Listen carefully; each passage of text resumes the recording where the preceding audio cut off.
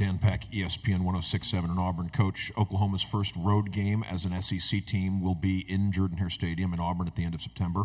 First time Oklahoma has ever been to Auburn. The two previous meetings were in bowl games. You're familiar with Auburn from your time both at Oklahoma and Clemson. Out of curiosity, just your understanding of the Auburn program and your relationship with Hugh Freeze as you guys square off at the end of September. Yeah, well, they're going to be ready. I know that. I'm talking about the fans, the pageantry, pregame, during the game. They've got a wonderful atmosphere, tough, challenging, loud.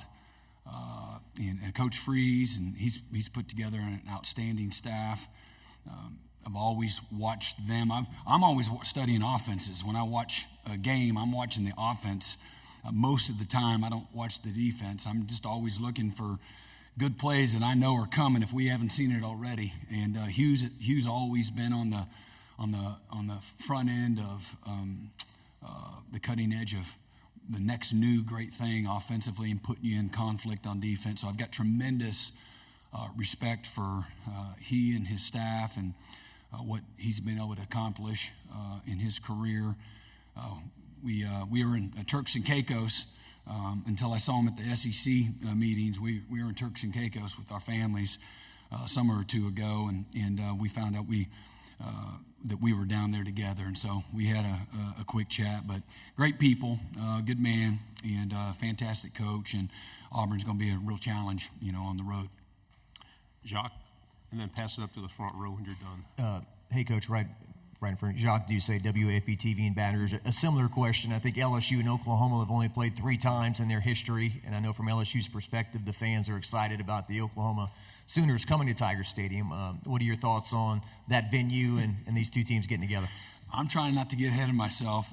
We certainly know that's on the schedule, and we understand. I've heard it from any coach that's coached in the Southeastern Conference. They talk about playing in Baton Rouge and at any time, let alone a night game, and the challenge of that, the difficulties of that, very real. And so something that's, again, for our players, we want to, as a program, we want to go to those venues. We want to be on the biggest stage in the biggest game. So we don't shy away from that as a program, something that we know is going to be tough and challenging, but glad that that's on the schedule.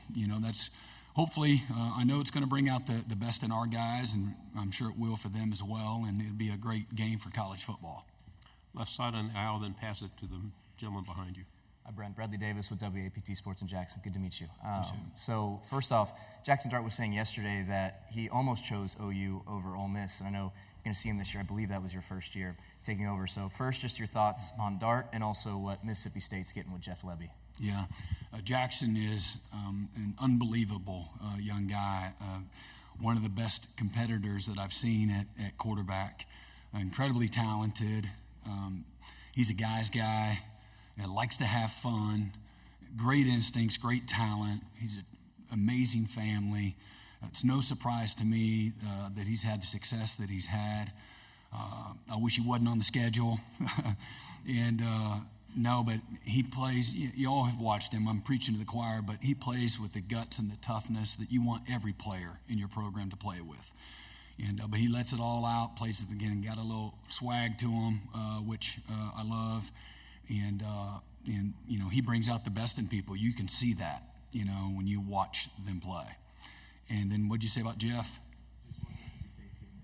Yeah, again, Jeff is known him since he was a player. Well, recruited him at Oklahoma. Again, comes from a coaching family. He's like a pig in the mud when it comes into getting into the coach's locker room or out on the field in the middle of the huddle.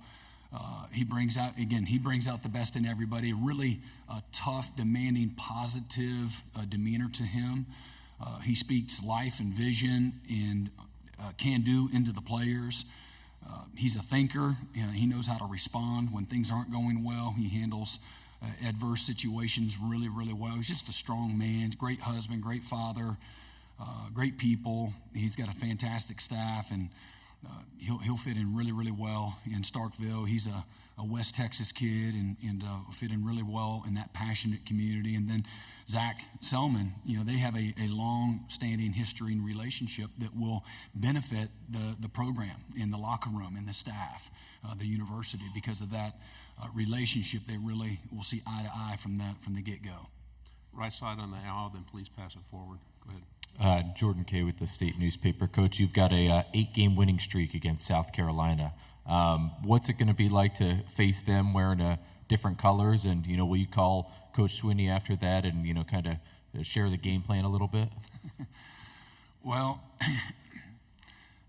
I'm not looking forward to seeing Shane again in that manner, because I'm a people person, and I don't like facing people that I know and I like. I really don't.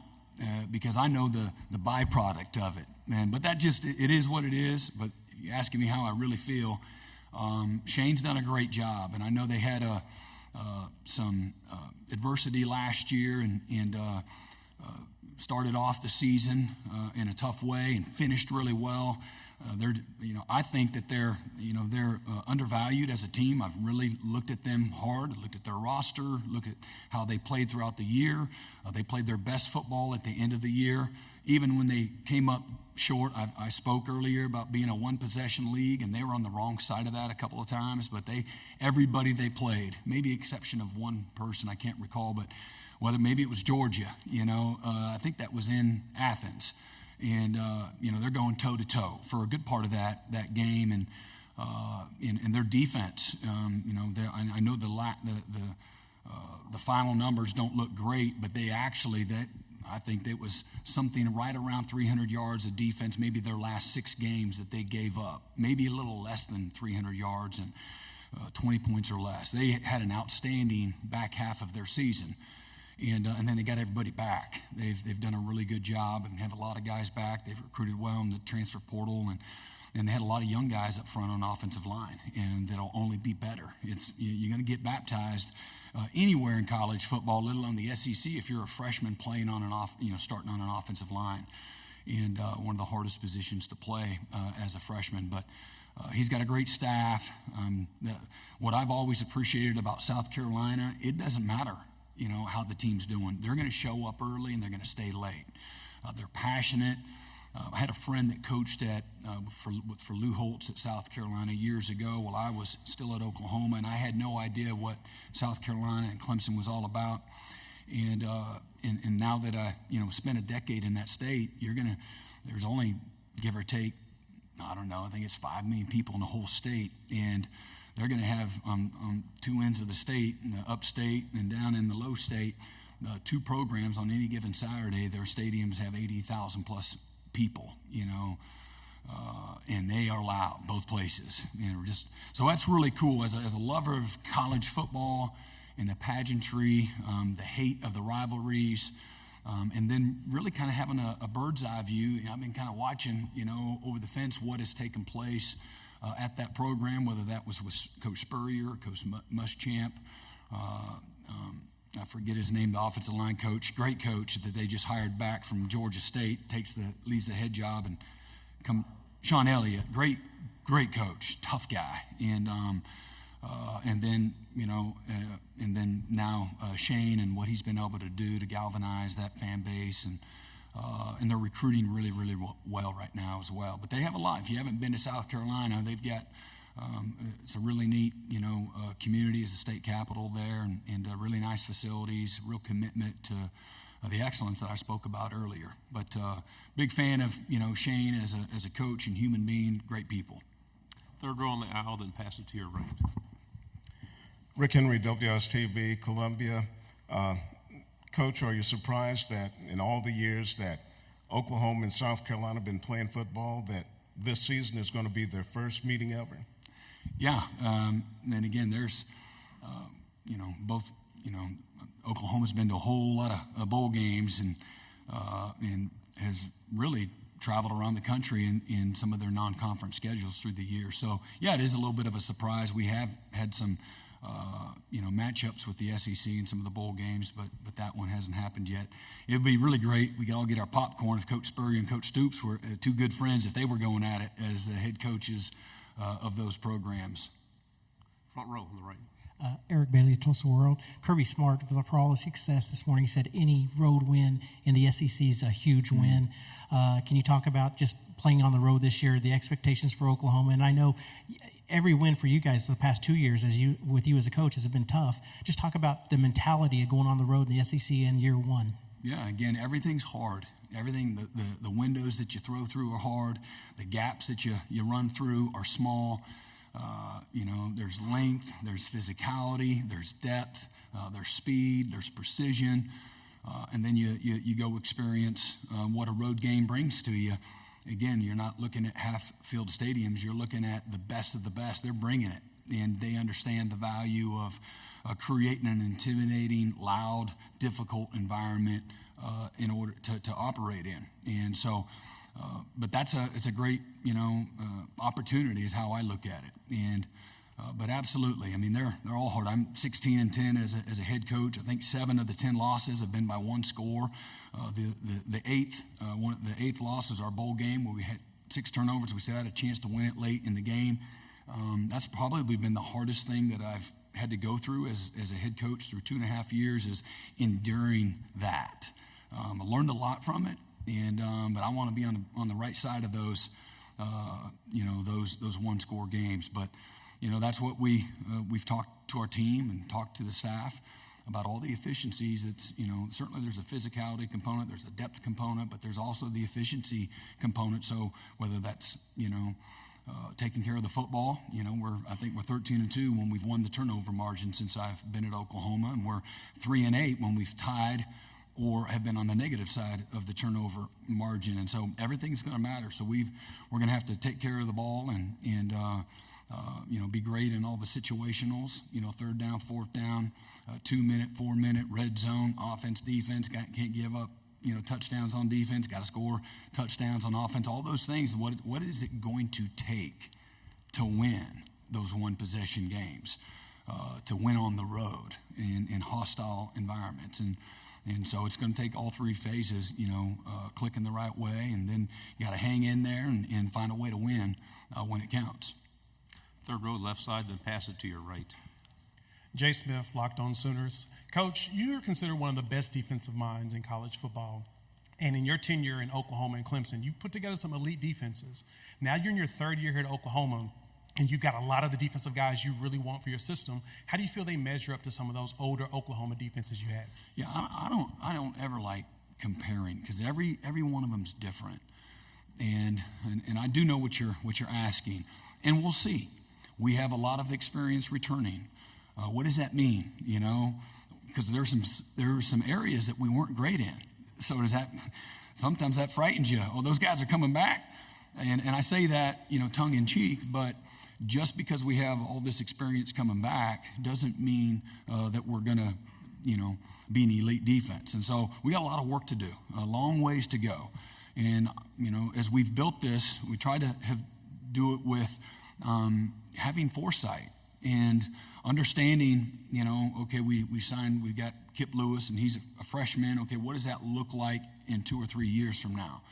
And as we've developed our roster, we had we lost within the first 15 months that I got to Oklahoma, we lost 75 scholarship players. 40 of them were on defense within the first little over a year.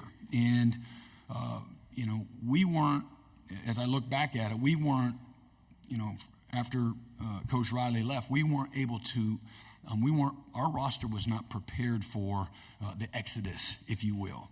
And, again, I think that kind of goes without saying, but we had a lot of work to do in developing, again, the competitive depth.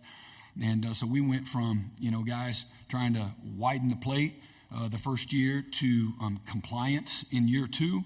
And now I see, a group of young men in that locker room that understand deeply, highly invested young men. And this is not just defense, it's every part of our program. That these guys they understand the value system. They value it every bit as much as the coaches. And so when I think about, what our potential is and, what we're capable of, that gets me excited because of the right people on the bus. You got them on the right seat. And again, as we continue to build, we're getting ready to sign what I feel like is one hell of a class in 2025 and hitting on all the areas that we need to hit on to be successful. You're going to constantly lose guys year in and year out, but you're trying to create something that has sustainability, longevity, stability, and continuity. And so, to me, it comes down to not just the people, but creating an environment where they want to stay, they want to develop, they want to put the work in. They understand that, whoever they are as a 17-year-old, a freshman, they're going to look a hell of a lot different when they're 21, 22 years old. And so from that standpoint, we have several guys I mentioned earlier. We have 52 scholarship freshmen and sophomores. So we're still a young team, and winning 10 games and having a chance to win the other 2 games on the last play of the game in the regular season a year ago. We also did that with a roster that, had some of the most reps in all of college football with freshmen. I think we had over 4,300 reps with our freshmen. So we have this unique blend of experience and youth. And for me, if guys keep their head down, stick to it, stay committed, and that's going to be the key to this defensive unit that you asked.